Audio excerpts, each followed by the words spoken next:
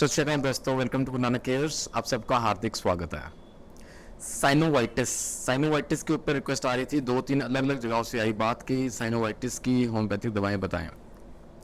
दोस्तों, synovial fluid को बढ़ाने के लिए बहुत अच्छी होम्योपैथिक कारगर बहुत इंपॉर्टेंट दवाएं मैंने पहले डिस्कस की हुई है वीडियो में, देख लीजिएगा अगर नहीं देखा। कुछ बेसिक नॉलेज आ जाएगी उससे कि साइनोवियल फ्लूइड क्या होता है, वो क्यों ज़रूरी रहता है हमारे जॉइंट्स में। साइनोवाइटिस की आज बात करें। साइनोवाइटिस ना, आप थोड़ा टर्म शायद कहीं सुना होगा, लेकिन जैसे वीडियो प्रोग्रेस होगा ना आप समझेंगे इसके लक्षण। जब मैं इसको इसकी सिम्टम्स बताऊंगा ना तो आपने कहीं ना कहीं समझेंगे कि शायद you come across this term, या कहीं आपको इस प्रकार के लक्षण आ रहे हैं तो आपको पता चले ये साइनोवाइटिस कहलाता है। तो वीडियो अंत तक देखिएगा, बहुत इंपॉर्टेंट होम्योपैथिक रेमेडीज आपके सामने शेयर करूंगा जो कि साइनोवाइटिस जैसी डिफिकल्ट कंडीशन में भी हमारी मदद करती हैं। थोड़ी बेसिक नॉलेज लें, क्या होता है साइनोवाइटिस। दोस्तों, जो हमारी बॉडी में ना there are 4 important joints, 4 important इस प्रकार के जॉइंट्स हैं जो कि ना फ्रीली मूविंग जॉइंट्स कहलाते हैं। फॉर एग्जांपल, हमारे शोल्डर, हमारे कंधे, बोन एंड सॉकेट जॉइंट जो कि फ्रीली मूव करते हैं ना जॉइंट्स। सेकेंडली हमारी एल्बोस, ये देखिए ये मूवमेंट फ्री रहता है। थर्ड इज हमारा hip joint and fourth is the knee joint, घुटने मूव करते हैं, द जॉइंट बेंड करता है तो आपस में we can have free movement. ये 4 इंपॉर्टेंट जॉइंट्स हैं। इन 4 इंपॉर्टेंट फ्रीली मूविंग जॉइंट्स के अंदर ना एक कनेक्टिव टिश्यू की लेयर रहती है जिसको हम साइनोवियल मेम्ब्रेन के नाम से जानते हैं। अब आगे कारण समझेंगे, किसी वजह से, किसी कारण से इस साइनोवियल मेम्ब्रेन में अगर इन्फ्लेमेशन हो जाए, आइटिस लग जाता है ना, साइनोवियल मेम्ब्रेन के अंदर इन्फ्लेमेशन है तो it will be call it synovitis. ठीक है। अब ये साइनोवाइटिस जो है ना, it can be associated to arthritis. Arthritis की वजह से, mainly due to rheumatoid arthritis की वजह से ये साइनोवाइटिस देखा गया है। और इसकी और वजह भी रहती है, ल्यूपस की वजह से हो सकता है, ये गाउट की वजह से हो सकता है, कुछ हद तक ऑस्टियोआर्थराइटिस की वजह से भी हो सकता है। अब ये टर्म्स की बेसिक नॉलेज हमें है, you can see my videos, ये सारे टर्म्स मैंने पहली वीडियोस में कवर की हुई हैं। बढ़ती उम्र के साथ ना जॉइंट्स में वियर एंड टीयर हो जाता है। ऑस्टियोआर्थराइटिस घुटने में बहुत ज्यादा पाया जाता है। साइनोवाइटिस भी ना मोस्टली नीज में देखा गया है, बाकी जो भी मूवमेंट रहती है ज्यादा जॉइंट्स की, आगे कारण में बात करते हैं तो उसमें साइनोवाइटिस देखा जाएगा। ठीक है, आइए इसकी कारण समझते हैं। कॉज, बहुत प्रमुख कारण रहता है इंजरी। जो हमारी जॉइंट के अंदर टेंडन्स होते हैं, टेंडन्स वो चीज होती है जो कि हमारी बोन को मसल के साथ ज्वाइन करती है।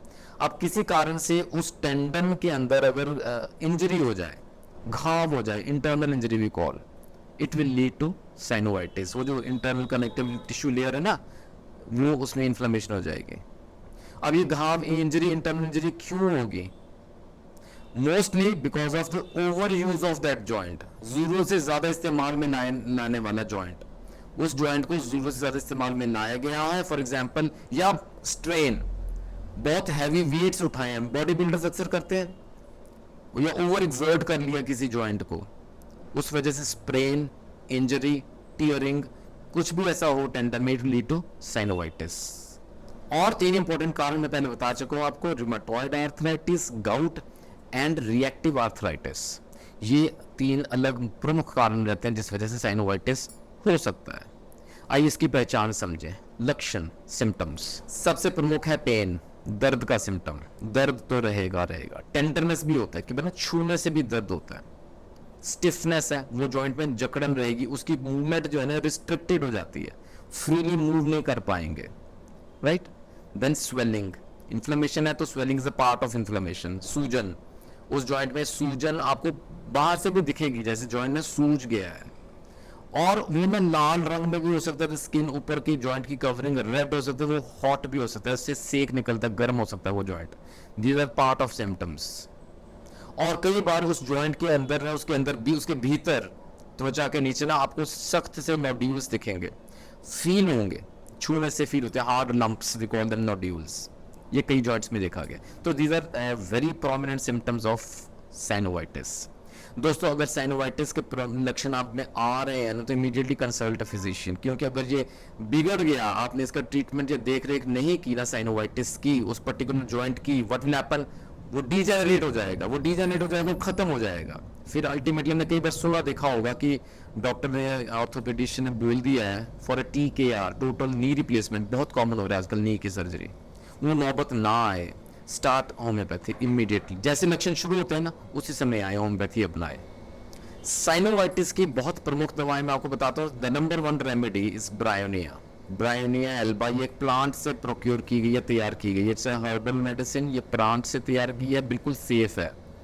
और इसके टिपिकल सिम्टम समझे, जो दर्द का सिम्टम है, दर्द का लक्षण है ना, बहुत ही प्रोमिनेंट है, बहुत प्रमुख है। दर्द कैसा होगा? स्टिचिंग सा पेन होगा, जैसे ना टीयरिंग सा, जैसे फाड़ रहे हैं अंदर का टिश्यू, फट रहा है अंदर, वो इतना भयानक, इतना भयंकर पेन, वहाँ ब्राइनिया हेल्प करती है। ब्राइनिया के पेशेंट जब मूव करने की कोशिश करेंगे, जैसे मूव करेगा, जैसे वो चलेगा, वो जॉइंट को मोशन में लाएगा, तो उसका दर्द बढ़ेगा और बिगड़ेगा। उसको मन करता है कि मैं बैठ जाऊं, मैं लेट जाऊं, आराम करूं, आराम से उसको राहत मिलती है। That is a typical symptom for Bryonia.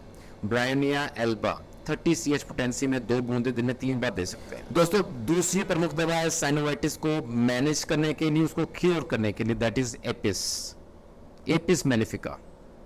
अब एपिस जो है ना, इसका दर्द थोड़ा सा हटके रहता है, इसमें स्टिंगिंग सा पेन रहेगा, चुभन सी रहेगी, बर्निंग भी हो सकती है, उसको जलन महसूस होती है उस जॉइंट में, वो बाहर से लाल दिख सकता है, inflammation is a part of it, inflamed रहता है, सूजन है, स्वेलिंग है, और वो जॉइंट वो सेंसिटिव है, छूने से भी दर्द करेगा, बहुत ज्यादा दर्द होता है। एपिस मेलिफिका, कई बार उस एरिया में ना हीट निकलती है, सेक निकलता है, ये प्रमुख लक्षण है जहां एपिस मेलिफिका ही काम आएगी। अगेन 30 CH दे सकते हैं, 2 बूंदे दिन में 3 बार। दोस्तों, तीसरी प्रमुख दवा है लीडमपाल। वाइल्ड रोजमेरी नामक प्लांट से प्रोक्योर की गई है, तैयार की गई है। लीडमपाल का प्रमुख सिम्टम रहता है, ये ज्यादा जॉइंट्स में इफेक्ट होते हैं, ये पाँव के जॉइंट्स हैं, द फीट, द एंकल, और लीडमपाल का दर्द ना ऊपर टांगों में आएगा, ऊपर को आएगा, लीडमपाल वहां दी जाती है। लीडमपाल का पेशेंट जो है ना, उसको ना जॉइंट्स में सूजन महसूस होगी, स्वेलिंग दिखेगी, बर्निंग है और स्टिफनेस है, ये 3 प्रमुख सिम्टम रहते हैं। फिर मैं आपको बताऊं, लीडमपाल जो है ना, अगर उस पॉइंट को, उस जॉइंट को हम सेक देना, कई बार हम ट्राई करते हैं खुद, घर के सिंपल से फॉर्मूले लगाते हैं, करने भी चाहिए। अगर उसको सेक दे उस एरिया को, जॉइंट से ना उसको सेक देने से ना उस जॉइंट की दिक्कत और बढ़ती है, दर्द बढ़ेगा, सूजन में कोई आराम नहीं मिलेगी।